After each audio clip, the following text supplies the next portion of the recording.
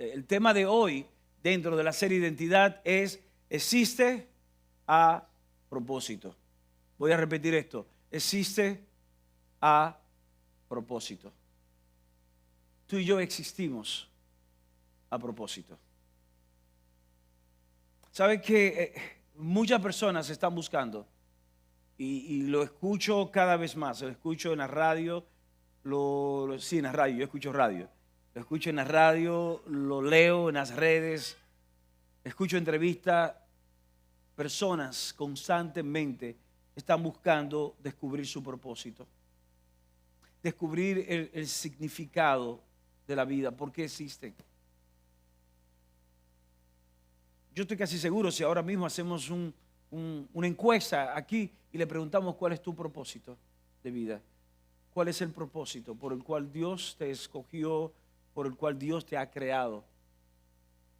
Y quizás me puedan decir todo, bueno, para la alabanza de Él, No, ¿cuál es tu propósito de manera particular? Quizás no muchos sabemos cuál es nuestro propósito. Y en esa búsqueda de descubrir el propósito, esa búsqueda de buscar un significado a la vida, ¿por qué vivimos? ¿Para qué yo existo? Una de las preguntas sin respuesta que personas que han intentado terminar con sus vidas es porque se preguntan por qué yo existo, cuál es el significado de la vida. Si yo no estuviera, las cosas serían mejor sin mí. Esto es lo que personas que han sobrevivido a atentado contra su propia vida, luego han testificado, han declarado con sus labios: quise hacerlo porque no le encuentro significado a la vida. Y quizás hoy en medio nuestro hay personas que estamos preguntando cuál es el significado. ¿Por qué estoy en este matrimonio? ¿Por qué estoy en esta empresa? ¿Por qué estoy en esta casa de fe? ¿Por qué estoy en este ministerio? ¿Por qué estoy en tal o cual relación? ¿Cuál es el propósito? Lo curioso es que muchas veces buscamos el propósito fuera. Y comenzamos a leer libros, comenzamos a ver documentales, comenzamos a ver personas y tratamos de descubrir de alguna manera nuestro propósito, sentido de la vida a través de lo que estamos viendo, a través de lo que estamos escuchando. Pero si hay algo que yo hoy, de parte del Señor, y me atrevo a decirlo así, hoy quiero que tú te lleves de este lugar, es que el propósito de tu vida, el por qué tú existes, el por qué tu vida tiene un significado, no lo vas a encontrar fuera, lo vas a encontrar dentro de ti. Y la razón es esta. La razón es porque tú has sido creado, hemos sido creados por Dios. Y juntamente con la creación de Dios, juntamente con donde Dios nos ha colocado a nosotros, igualmente Dios ha puesto un significado, ha puesto un propósito. Y lo primero entonces que yo quiero resaltar hoy es, aunque quieras ignorarlo, tienes un propósito. Voy a repetir esto. Aunque quieras ignorarlo, tienes un propósito. Yo sé que esta palabra no nos suena como muy a veces acogedora para algunos. A propósito, queremos vivir sin propósito, queremos vivir ignorando esta realidad. Pero quiero que sepa que aunque tú lo quieras ignorar, aunque tú quieras negarlo, tienes un propósito. Tú existes por un propósito. Existe por un propósito. Quiero que en el Salmo 139, en la Nueva Traducción Viviente, quiero que leamos desde esa versión hoy. Salmo 139, verso 13 al 16. Quiero que podamos leer rapidito algo que el salmista llega a declarar en base a su propósito de vida. Dice el verso 13: tú creaste las delicadas partes internas de mi cuerpo y me entretejiste en el vientre de mi madre. Gracias por hacerme tan maravillosamente complejo. Tu fino trabajo es maravilloso, lo sé muy bien. Tú me observabas mientras iba cobrando forma en secreto, mientras se entretejía mis partes en la oscuridad de la matriz. Me viste antes que naciera. Cada día de mi vida estaba registrado en tu libro. Cada momento fue diseñado antes de que un solo día pasara.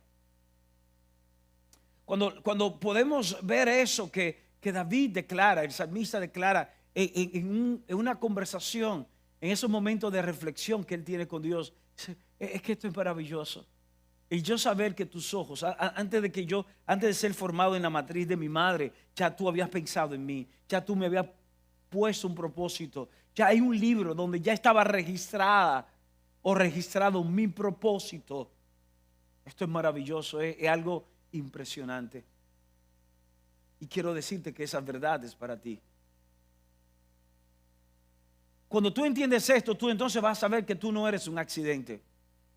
Tú no eres un accidente. Tú no fuiste un mal cálculo en las pastillas.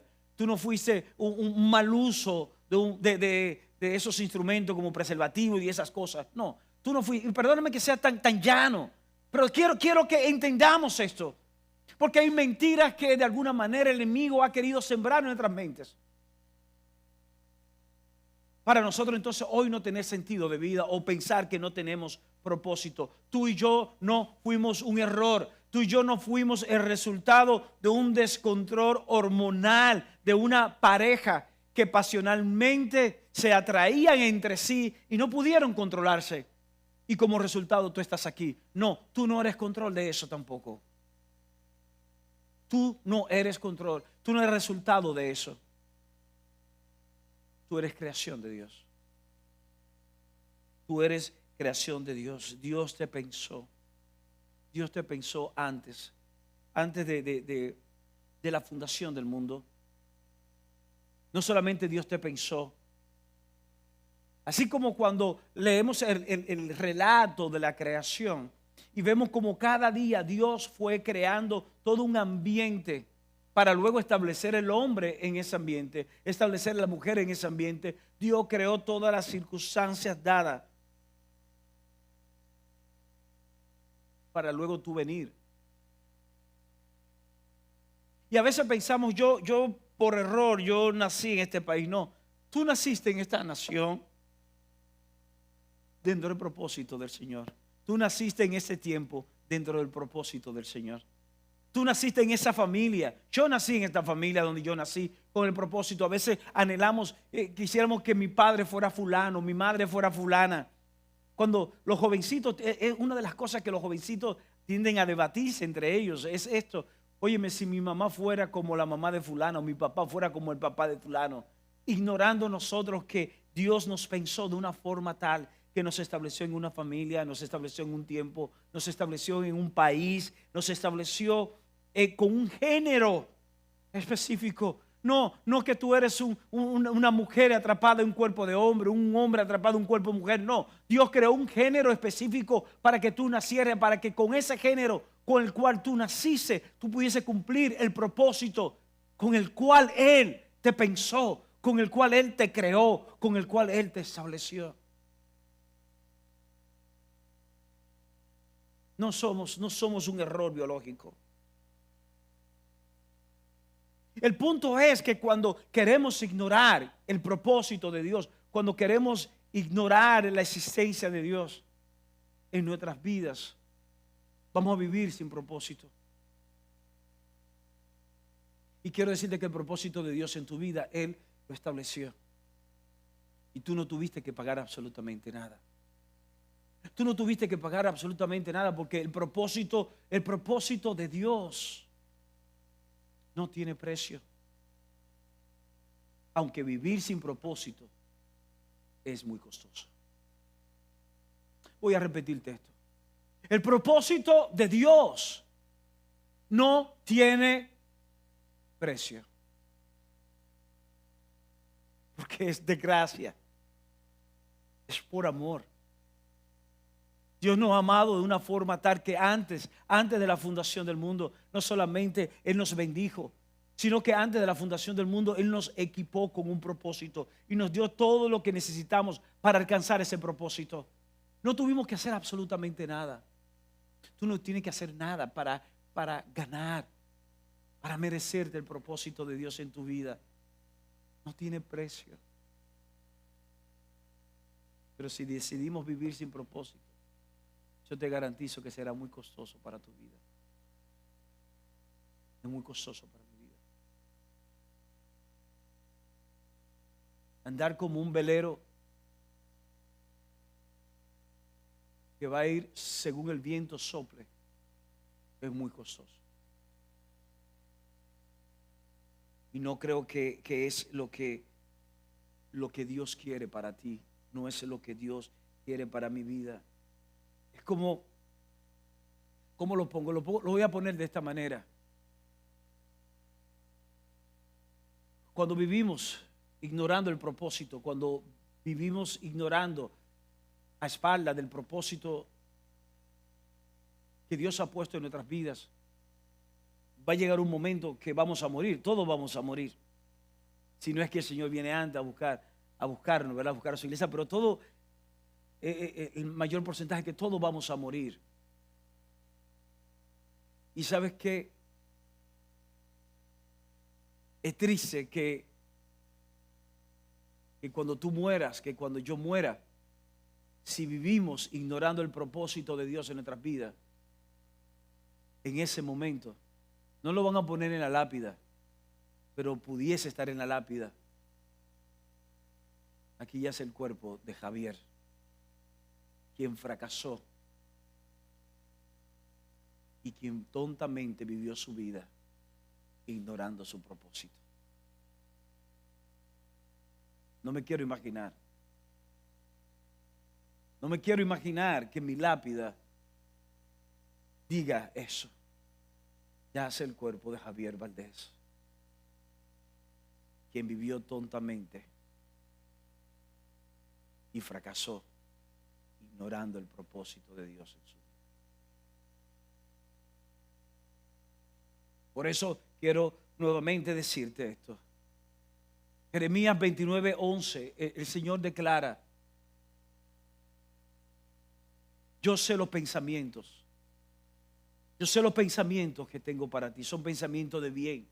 Son pensamientos de paz.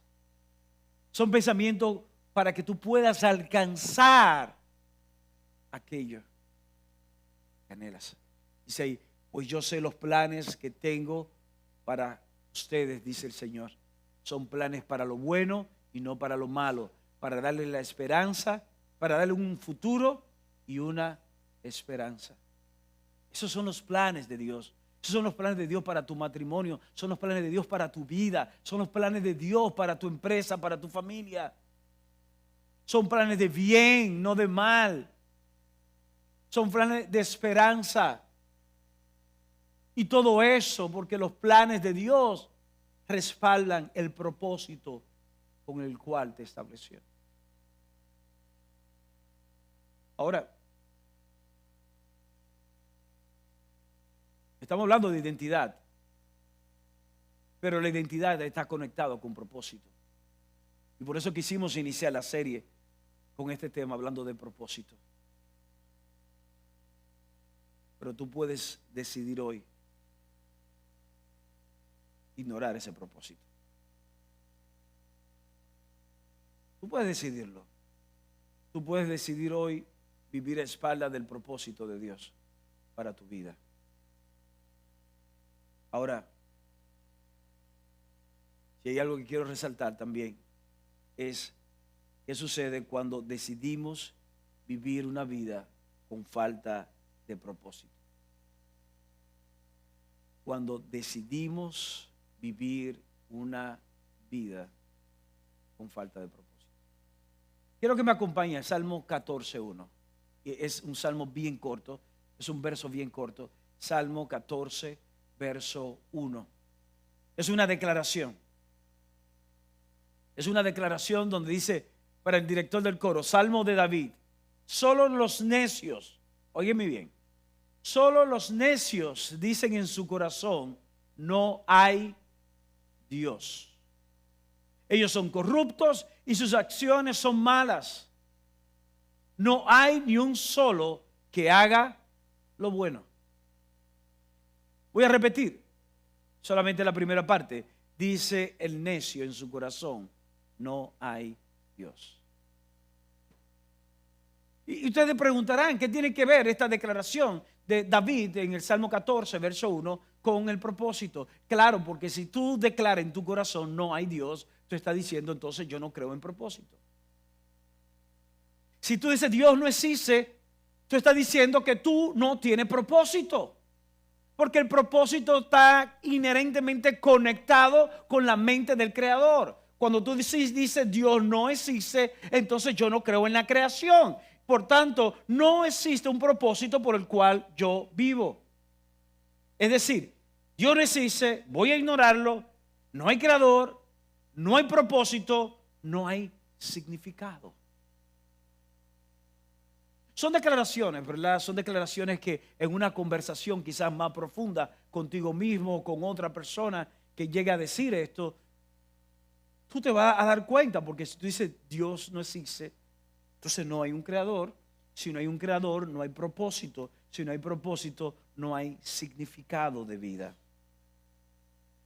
En pocas palabras, tú estás diciendo, yo soy por mi propia cuenta. Cuando tú y yo decidimos ignorar a Dios, cuando tú y yo decidimos ignorar su palabra, ignorar su consejo, estamos diciendo, yo voy a vivir por mi propia cuenta. Voy a crear mi propio destino. No existe tal cosa como propósito. No hay propósito. ¿Por qué casarme? ¿Cuál es el propósito del matrimonio? El matrimonio no tiene propósito. Tener hijos no tiene propósito. Es más, ¿qué es hacer lo bueno? ¿Qué es hacer lo bueno? No, porque agregar valor a una persona, bendecir a una persona, eso es hacer lo bueno. ¿Y quién te ha dicho a ti que el propósito es hacer eso? Porque si no hay Dios y no hay propósito, ¿por qué hacerlo? Y nos vamos, por eso dice el necio en su corazón. Porque no nos damos cuenta, pero cuando decidimos vivir sin propósito, estamos actuando neciamente.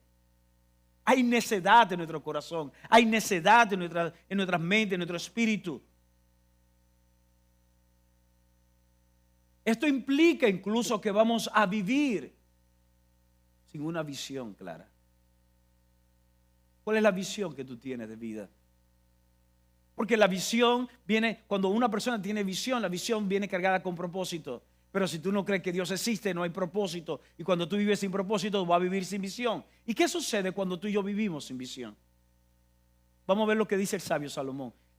Proverbios 29, 18. Quiero que lo pongamos ahí en pantalla. A ver qué nos dice Salomón acerca de aquellos que viven sin visión. Proverbios 29, 18. Cuando la gente no acepta la dirección divina, ¿sé qué? Se desenfrena. Pero el que obedece la ley es alegre. Cuando no hay una visión, la persona se desenfrena. Cuando una empresa no tiene una visión clara, se desenfrena. Y tú ves entonces que pueden vender, generar muchas ventas, pero la empresa va a quebrar. ¿Por qué? Porque al no tener una visión clara, no hay una claridad hacia dónde va a ir la inversión, si hay una capitalización, qué se va a hacer con los empleados, con los colaboradores, porque no hay una visión clara. ¿Cuál es la visión de esta empresa? ¿Cuál es la visión de este matrimonio? ¿Cuál es la visión de tu vida, de mi vida? ¿Cuál es la visión de esta casa de fe? Si no tenemos una visión clara, nos vamos a desenfrenar. Pero la razón por la cual no hay una visión es porque no creemos un propósito. Y la razón por la cual no creemos en un propósito es porque, consciente o no, decimos en nuestro corazón, no hay Dios. Y somos necios.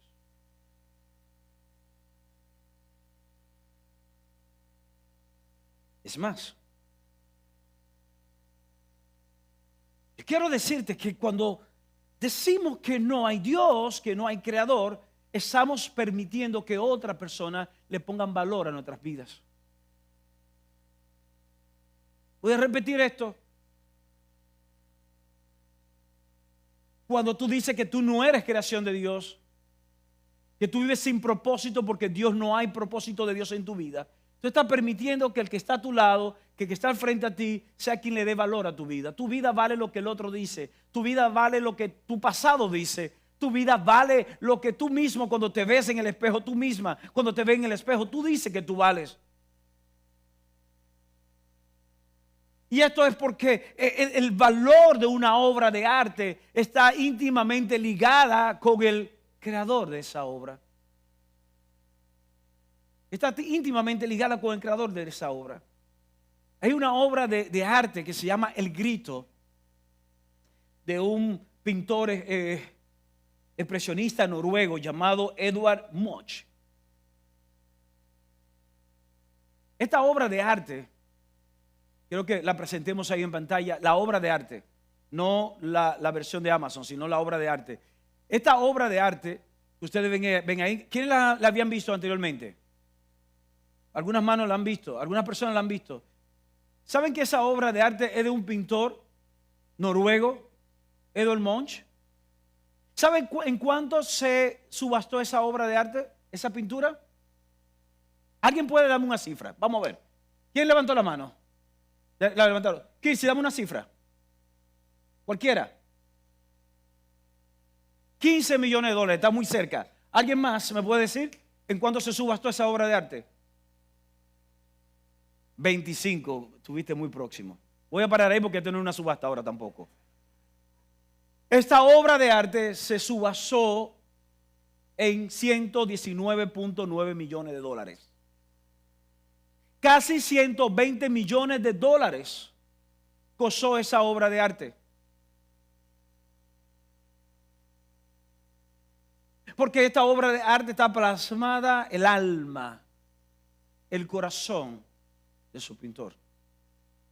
Ahora, todo el mundo que le guste esta obra de arte y no tenga los 120 millones de dólares, puede conseguirla en Amazon. Vamos a ver la foto de Amazon. 47.69 euros. Podemos conseguir una réplica en 48 euros. Si tú no tienes 120 millones de dólares, con 48 euros tú puedes tener una réplica. Ahora, ¿cuál es la diferencia entre la réplica y la obra original? Es la firma de su creador.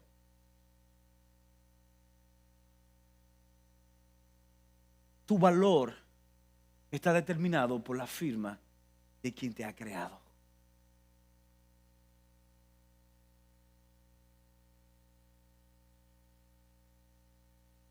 La pregunta es, ¿vamos a entender esta realidad que el valor de una obra es el reflejo del valor de quien la haya creado?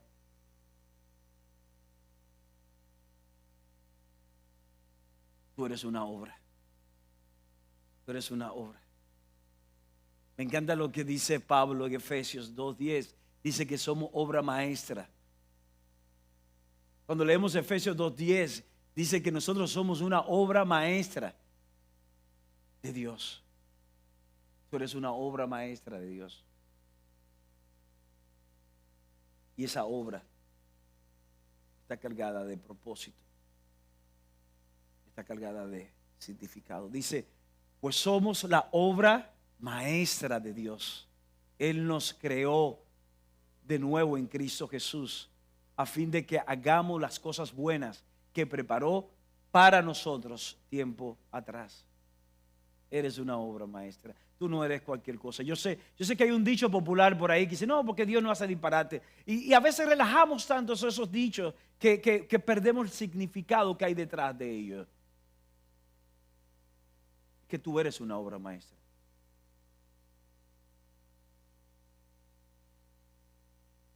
Tú tienes propósito de Dios. Tu identidad está en Dios. Esa obra vale 120 millones de dólares porque su identidad está en su creador, en quien la firmó. Ciertamente Amazon la populariza. Amazon hace que pueda llegar a miles de hogares esa misma obra. Pero el valor no está porque pueda llegar a miles de personas. El valor está intrínsecamente ligado a su creador, a quien la firma.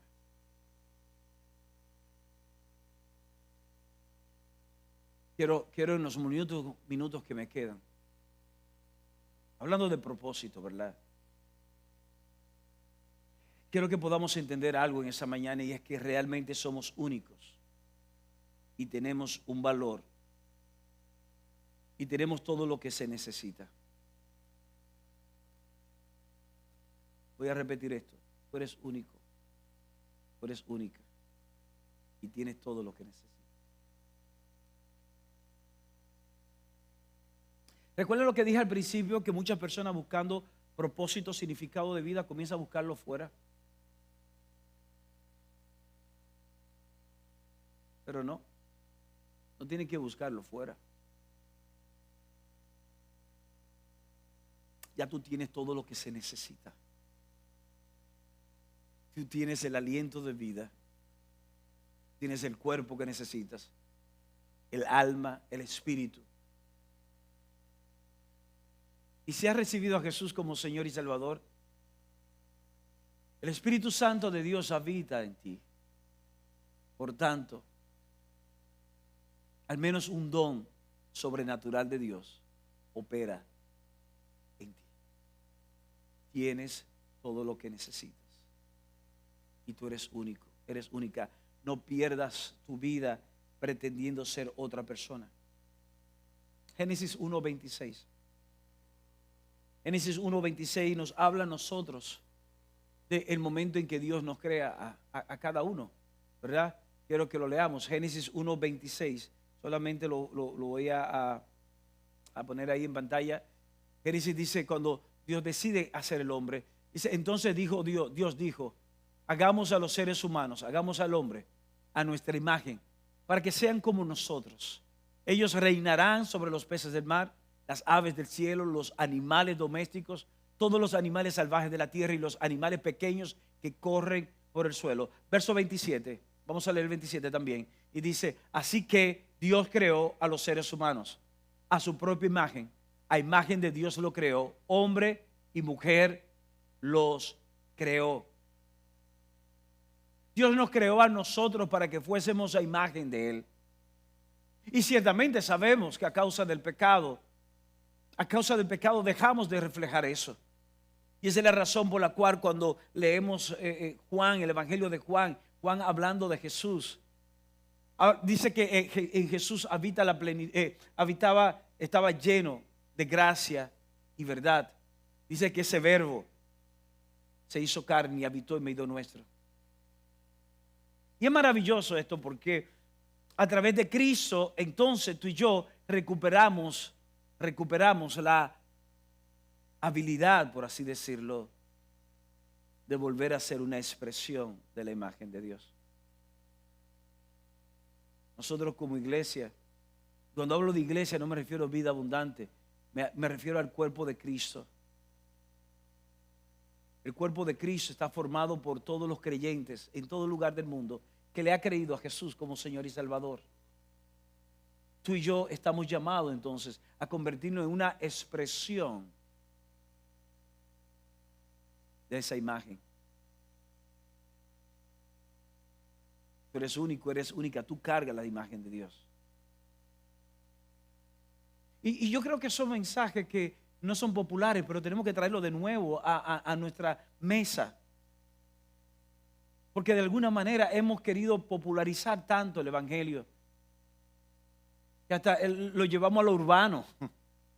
Queremos hacerlo tan popular, tan conectar tanto, que de alguna manera hemos perdido el concepto de ser una expresión de la imagen de Cristo. Y hablo de Cristo, te dirán, pero no es la imagen de Dios. Sí, pero recuerda que cuando leemos Colosenses reconocemos que en Cristo habita la plenitud de la deidad. Y Cristo es nuestra referencia, no solo porque es el Hijo, sino es porque es Dios hecho carne. Y dice, y habitó en medio nuestro, y vimos su gloria.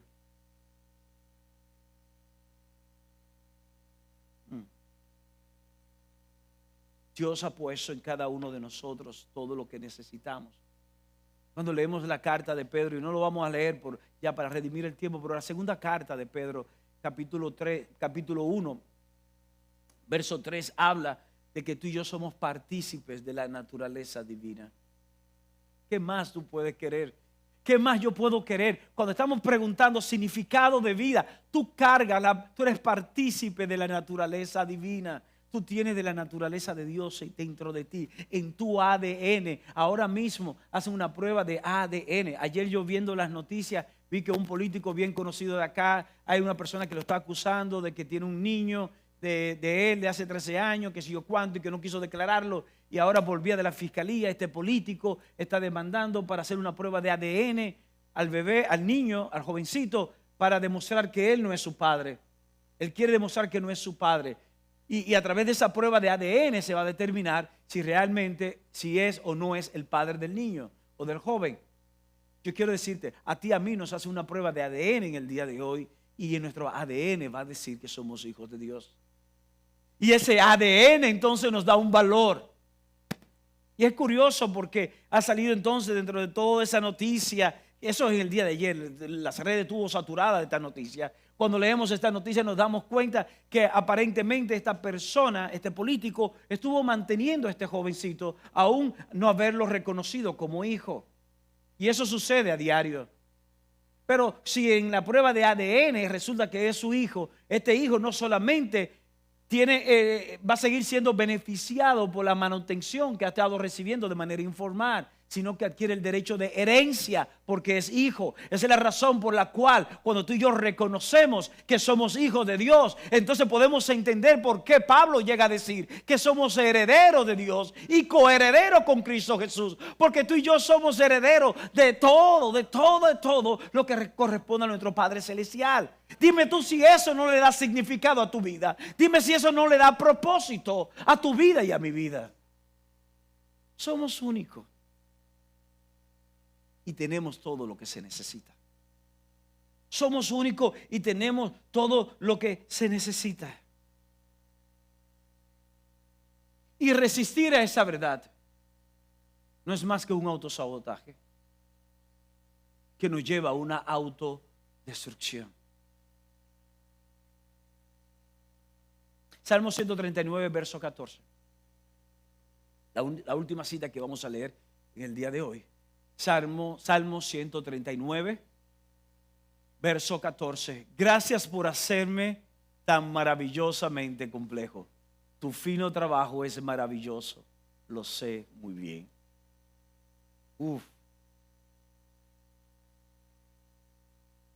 ¿Y cuál es el problema que tenemos hoy día?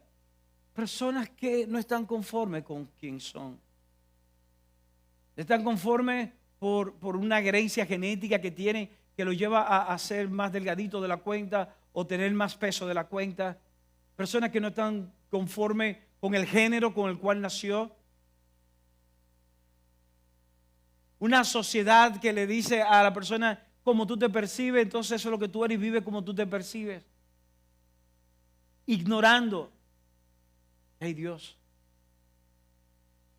Lo grave del caso es que estas personas, algunos de estas personas, llegan a decir que sí, yo soy creyente de Dios, yo soy una hija de Dios, soy un hijo de Dios, pero su vida tiene un relato diferente. Hay un joven, todavía no me presenta la imagen, hay un joven llamado Anthony Lofredo. Este joven llamado Anthony Lofredo, brasileño, a los 26 años descubrió a los 26, no a los 25 ni a los 20, a los 26, decidió que realmente ese vacío que él tiene en su alma, esa desconexión, eso es una entrevista, yo me leí la entrevista completa de él. Él llega a decir que la desconexión entre su alma y su cuerpo es porque ese cuerpo no le pertenece a su alma. Y que su alma y su espíritu pertenece a otro mundo que no es este. Y que él sabe que cuando llegue a los 60 años, o cuando él muera, él sabe que habrá vivido feliz porque pudo conectar su alma con su cuerpo. ¿Quién es Anthony? Presentamos la imagen de Anthony Lofredo.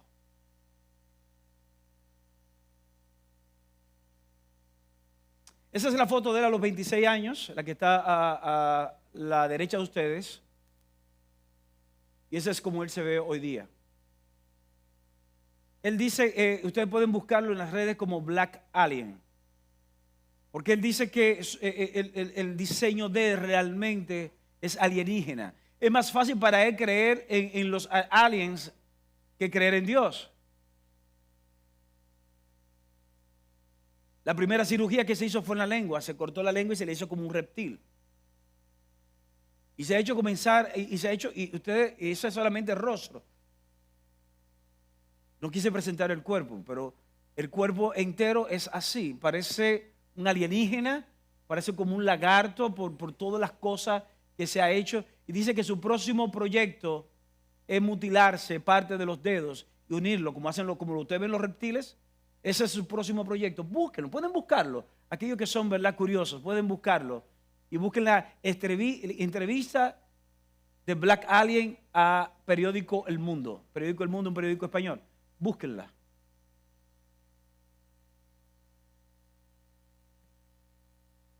¿Sabe qué? Puede quitar la imagen, por favor. Esa imagen. Quizás todos aquí nos estamos escandalizando porque es tan visible la distorsión de la mente de este muchacho y en lo que se ha convertido. Pero quizás esa es la imagen hoy de muchas personas en lo emocional o en lo espiritual, buscando llenar vacío o una insatisfacción fuera de Dios. Se han convertido en el ámbito espiritual o emocional en algo tan grotesco como esa imagen que ustedes vieron en sus pantallas.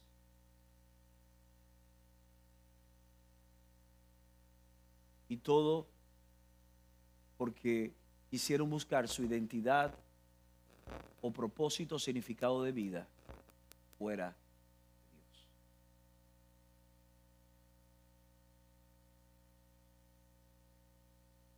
¿Ahora qué?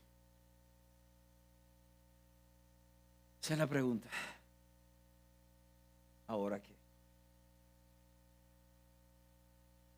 Lo primero que quiero invitarte a que tú puedas identificar. Quiero invitarte a que hagas eso. Identifica aquellas mentiras que se levantan en tu mente contra tu identidad y propósito. Vamos a identificar. Yo quiero invitarle a que en esta semana podamos hacer eso.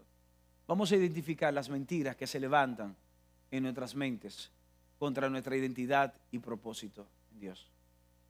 ¿Cuáles son esas mentiras que el pasado nos dice? ¿Cuáles son esas mentiras que otras personas nos dicen? ¿Cuáles son esas mentiras que nosotros mismos nos decimos?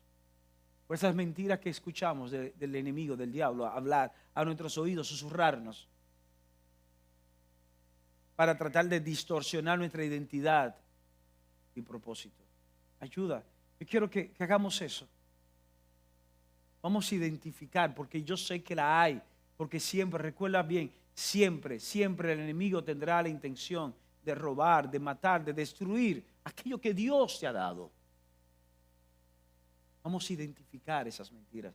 Lo segundo es, quiero que puedas recordar esto, que para cada mentira existe una verdad que la destruye. Úsala. Para cada mentira existe una verdad que la destruye. Úsala. Cuando Satanás se levantó en el desierto para tentar a Jesús, tergiversó la palabra misma, convirtiéndola en una mentira seductora para satisfacer una necesidad temporal. Y Jesús, para cada mentira, tenía una verdad. Las Escrituras están llenas de verdades, están llenas de promesas. Cada mentira que el enemigo quiera poner en tu mente, cada mentira que tú te has creído en todos estos años, hay una verdad que Dios ha revelado que la va a destruir. Y tienes que usarla. Yo la voy a usar. Y me voy a negar. Cada mañana voy a reconocer que es el día que Dios ha hecho para que yo exprese a su Hijo. Y cada noche al irme a la cama voy a identificar qué creí, qué yo hice creyendo incorrectamente y voy a renunciar a ello.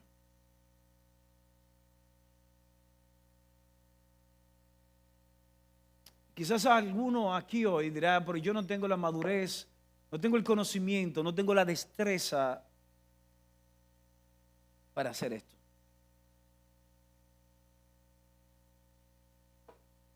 Quizás no lo tienes. Pero lo tercero que quiero decirte es que reconozca que no tienes que lidiar tus batallas solo o sola.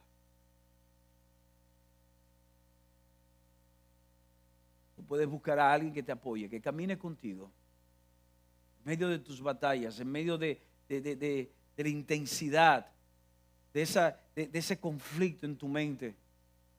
No lidies solo con eso. Busca ayuda. Buscar ayuda no te hace débil. Buscar ayuda te hace sabio. En la multitud de consejos hay sabiduría.